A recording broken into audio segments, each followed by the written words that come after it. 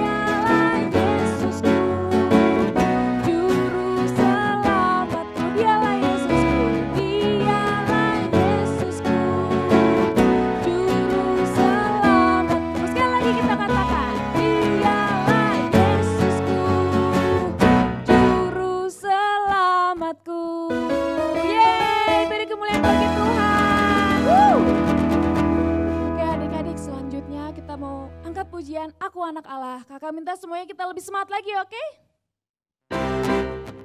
Ayo adik-adik, semua kita lebih semangat lagi buat Tuhan Yesus.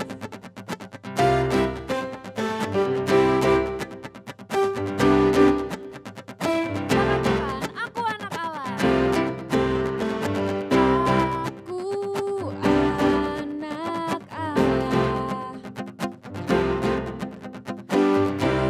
Luar biasa.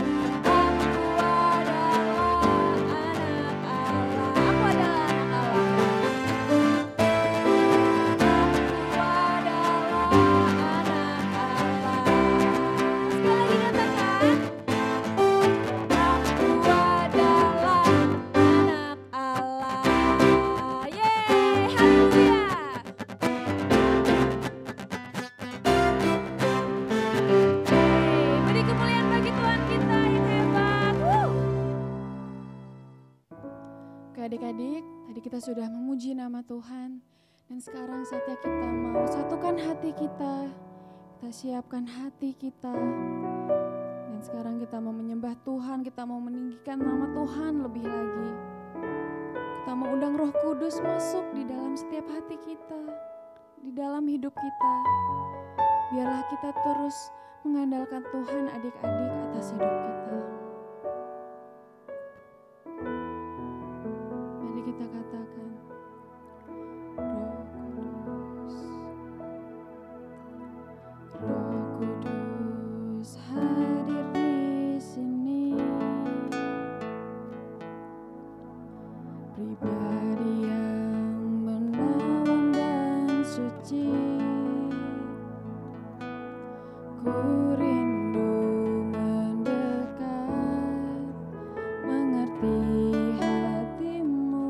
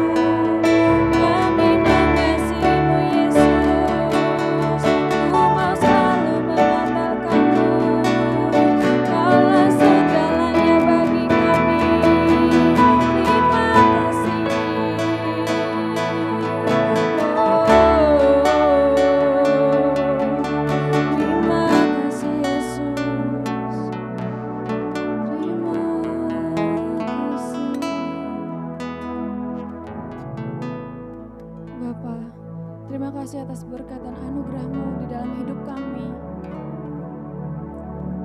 Terima kasih Engkau telah memimpin kami, membimbing kami. Dan sebentar lagi kami mau mendengarkan firman-Mu Tuhan. Kau urapi kakak yang akan membawakan firman-Mu pada pagi hari ini Tuhan. Dan biarlah firman-Mu Tuhan yang akan disampaikan pada pagi hari ini dapat tertanam di setiap hati kami Tuhan. Dan biarlah Engkau yang terus memimpin hidup kami agar kami dapat melakukan setiap firman-Mu.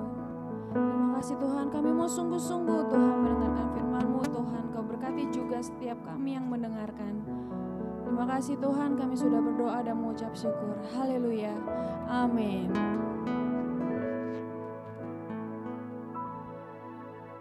Shalom adik-adik Bethlehem Kids, Happy Sunday. Senang rasanya Kak Yuli bisa bertemu lagi dengan adik-adik semua di tempat ini. Nah, bagaimana? Tadi adik-adik sudah memuji Tuhan kan? Sudah menyembah Tuhan? Luar biasa ya. Hari ini juga kita akan mendengar kebenaran dari firman Tuhan dengan tema Thankful to God. Kita baca bersama-sama ya. 1, 2, 3. Thankful to God. Bersyukur kepada Tuhan. Apa sih artinya bersyukur? What does it mean to be thankful? Apa artinya bersyukur? Bersyukur itu adalah rasa terima kasih kita, ungkapan terima kasih kita kepada Tuhan atas apa yang Tuhan sudah perbuat di dalam kehidupan kita. Dalam firman Tuhan Kolose 2 ayat 6-7, kamu telah menerima Kristus Yesus Tuhan kita, karena itu hendaklah hidupmu tetap di dalam Dia, hendaklah kamu berakar di dalam Dia dan dibangun di atas Dia. Hendaklah kamu bertambah teguh dalam iman yang telah diajarkan kepadamu dan hendaklah hatimu melimpah dengan syukur. Nah, di dalam ayat ini adik-adik bisa lihat ya. Nah, ada sebuah pohon, ada akarnya adalah Yesus. Ya, kita membangun tubuh kita, kehidupan kita dengan dasar percaya kepada Yesus. Ya, bagaimana kita bisa bersyukur kepada Tuhan? Dengan kita percaya dan menyerahkan sepenuhnya hidup kita kepada Tuhan. Nah, di sini dalam ayat ini dikatakan bahwa hendaklah kamu berakar di dalam Dia. Nah, adik-adik di sekolah udah belajar dalam pelajaran IPA ya. Nah, ada akar. Apa kegunaan akar? Kegunaan akar dalam pohon adalah untuk menyerap makanan dan minuman supaya pohon-pohon ini bisa bertumbuh. Nah, demikian juga hidup kita, bagaimana kekristenan kita bisa bertumbuh sebagai anak-anak Tuhan dengan hidup kita berakar di dalam Tuhan Yesus. Ya, Tuhan Yesus harus kita tempatkan sebagai yang utama dan satu-satunya yang terutama dan teratas di dalam kehidupan kita. Jadi sebelum kita melakukan segala sesuatu, kita serahkan semuanya ke dalam tangan Tuhan. Nah, adik-adik bisa lihat ya di gambar ini, Yesus sebagai akar di dalam kehidupan kita.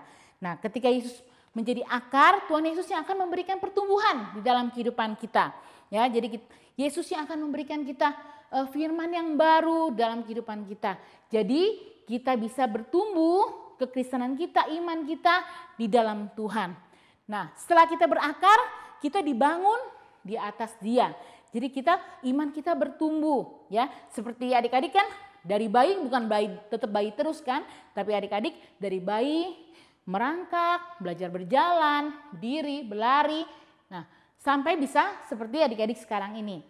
Nah, jadi kita harus dibangun di atas Dia, yaitu Tuhan Yesus. Ya. Nah, di dalam Mazmur 136 ayat 1, bersyukurlah kepada Tuhan sebab Dia baik, bahwasanya untuk selama-lamanya kasih setianya. Untuk segala sesuatu kita harus mengucap syukur kepada Tuhan. Karena tidak ada sesuatu yang terjadi tanpa seizin Tuhan. Nah, jadi kalian bisa menikmati hidup seperti sekarang. Nah, adik-adik coba tirukan kakak ya, coba bernapas. 1, 2, 3. Buang napas. Nah, oksigen yang kita hirup itu kita dapat secara gratis adik-adik. Nah, maka dari itu kita harus bersyukur kepada Tuhan. Nah, mungkin adik-adik pernah ke rumah sakit atau mengunjungi saudara atau adik-adik melihat di televisi bagaimana orang-orang yang berjuang untuk bernafas harus menggunakan alat bantu oksigen yang mahal harganya. Tapi Tuhan memberikan kita itu secara gratis. Oksigen untuk kita hirup. Nah, maka dari itu kita harus bersyukur ya adik-adik ya. Terima kasih. Nah, adik-adik pasti kakak percaya adik-adik sering berdoa di rumah. Nah, adik-adik juga selain berdoa kepada Tuhan harus tetap mengucap syukur sama Tuhan. Tuhan terima kasih. Tuhan telah berikan saya nafas kehidupan hari ini. Tuhan terima kasih telah menyertai saya hari ini. Terima kasih Tuhan Kau telah memberikan orang tua yang luar biasa dalam kehidupan kita. Jadi kita harus senantiasa bersyukur ya adik-adik. Nah, bahwasanya untuk selama-lamanya kasih setianya. Jadi kasih setia Tuhan tidak akan pernah berubah. Walaupun di saat pandemi seperti sekarang ini, adik-adik tetap dalam pemeliharaan Tuhan ya. Semua adik-adik semua sehat, walaupun belajarnya adik-adik masih online, tapi Tuhan tidak pernah meninggalkan adik-adik. Tuhan selalu menyertai adik-adik. Maka dari itu, adik-adik harus tetap bersyukur apapun yang terjadi dalam kehidupan adik-adik, walaupun adik-adik harus belajar online, harus belajarnya melalui HP, tetap bersyukur. Terima kasih Tuhan untuk apa yang terjadi. Kami percaya semua sudah seizin Tuhan. Ya, senantiasa kita harus bersyukur. Nah, bukti bahwa kasih Tuhan terhadap kita adalah Tuhan mengutus anaknya sendiri, yaitu Tuhan Yesus ke dunia untuk menebus dosa-dosa kita. Nah adik-adik, tidak ada yang bisa menebus dosa-dosa kita selain Tuhan Yesus. Tuhan Yesus menghapus dosa-dosa kita, bukan cuma menghapus dosa-dosa kita di masa lalu. Ya, Tuhan Yesus juga menghapus dosa-dosa kita ketika kita minta ampun. Tuhan, ampuni kesalahan saya hari ini. Tadi saya sempat marah sama papa, sempat marah sama mama, atau tadi saya iseng sama adik, ya Tuhan ampuni kami. Nah Tuhan senantiasa mengampuni kita asal kita mengucapkan minta ampun sama Tuhan. Ya, nah tapi adik-adik setelah minta ampun bukan kita boleh ulangi lagi adik-adik. Setelah kita minta ampun, kita menyesali kesalahan yang kita perbuat, kita jangan mengulangi lagi apa yang kita perbuat ya adik-adik. Nah adik-adik, tetapi syukur kepada Allah yang telah memberikan kepada kita kemenangan oleh Yesus Kristus Tuhan kita. 1 Korintus 15 ayat 57. Nah adik-adik, Tuhan Yesus selalu memberikan kemenangan demi kemenangan dalam kehidupan kita ya. Nilai-nilai yang bagus, Tuhan memberikan selalu kemenangan. Nah tokoh dalam Alkitab salah satunya adalah Gideon. Gideon Tuhan berikan kemenangan untuk mengalahkan bangsa-bangsa Midian ya adik-adik ya. Jadi Gideon mengalahkan bangsa Midian dengan penyertaan Tuhan. Karena tanpa penyertaan Tuhan tidak mungkin. Karena Tuhan bilang pilih pasukan kamu terlalu banyak, pasukan kamu harus didikitin. Kalau pasukan kamu banyak mengalahkan bangsa Midian itu karena kita jumlahnya banyak. Tapi kalau jumlahnya dikit, mereka akan menyadari bahwa semua adalah penyertaan Tuhan. Ya, jadi Gideon bisa mengalahkan bangsa Midian dengan kekuatan Tuhan. Nah, adik-adik pasti sering mendengar yang satu ini, Daud. Nah, Daud bisa mengalahkan Goliat yang badannya tinggi, gede, luar biasa hanya dengan umban ya, dengan seperti ketapel gitu, dengan satu kali pukulan batu. Nah, itu semua mustahil kalau bukan karena Tuhan adik-adik ya. Nah, Daud mengalahkan Goliat karena penyertaan Tuhan. Ya, kalau lihat dari badannya kalian lihat ya, Daud itu kecil, masih muda ya. Tapi dia bisa mengalahkan Goliat yang segitu besarnya karena Tuhan menyertai dia. Nah demikian juga adik-adik ya, Tuhan menyertai adik-adik, jadi tidak ada yang tidak bisa adik-adik lakukan asal Tuhan bersama-sama dengan kita. Nah ada lagi contoh dari perjanjian baru adalah Paulus ya adik-adik. Kita baca dalam 2 Korintus 11 ayat 25 sampai 28. 5 kali aku disesa orang Yahudi, setiap kali 40 kurang 1 pukulan, 3 kali aku didera, 1 kali aku dilempari batu. 3 kali mengalami kapal karam, sehari semalam aku terkatung-katung di tengah laut. Dalam perjalananku aku sering diancam bahaya banjir dan bahaya penyamun, bahaya dari pihak-pihak orang Yahudi, pihak-pihak orang yang bukan Yahudi, bahaya di kota, bahaya di padang gurun, bahaya di tengah laut, dan bahaya dari pihak saudara-saudara palsu. Aku banyak berjerih lelah dan bekerja berat. Kerap kali aku tidak tidur, aku lapar, aku dahaga, kerap kali aku berpuasa, kedinginan dan tanpa pakaian. Dan dengan tidak menyebut banyak hal lain lagi urusanku sehari-hari, yaitu untuk memelihara semua jemaat-jemaat. Nah, untuk memelihara semua kehidupan jemaat-jemaat yang Tuhan percayakan kepada Paulus, Paulus banyak sekali mengalami penderitaan, ya, disiksa, dianiaya, ya, mengalami bahaya banjir, ada penyamun itu seperti perompak ya, perampok. Nah, Paulus ini banyak mengalami kejadian-kejadian yang luar biasa ya, menakutkan. Tapi Paulus tidak pernah bersungut-sungut. Paulus tidak pernah menyalahkan Tuhan. Karena Paulus tahu apapun yang terjadi Tuhan menyertai. Dan Tuhan akan memberikan pertolongan. Tuhan tidak akan pernah meninggalkan. Jadi adik-adik kalau mengalami kesulitan, apapun yang adik-adik alami, adik-adik serahkan semua ke dalam tangan Tuhan. Adik-adik berdoa dan adik-adik percaya adik-adik akan mendapatkan jawabannya. Amin adik-adik. Nah berikutnya aplikasi dalam kehidupan kita ya adik-adik. Dari cerita hari ini kita tahu bahwa sebagai anak-anak Tuhan sumber utama kita adalah mengucap syukur karena kita memiliki Tuhan yang luar biasa.